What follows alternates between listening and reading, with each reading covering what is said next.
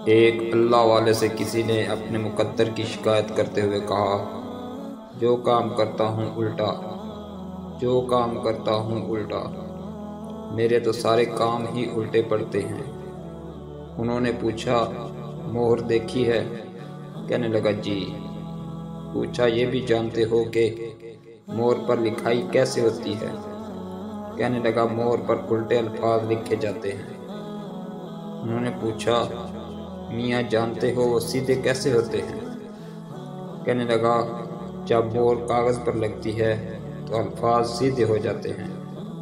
आपने फरमाया, जिस तरह मोहर अपना माथा कागज़ पर टेकती है तो उसके उल्टे अल्फाज सीधे हो जाते हैं, इसी तरह तू भी वज़ू करके मस्जिद जा और अपने मालिक के हुजूर माथा टेक, यानी सजदा कर, तेरे भी उल्टे काम सीधे हो जाएंगे।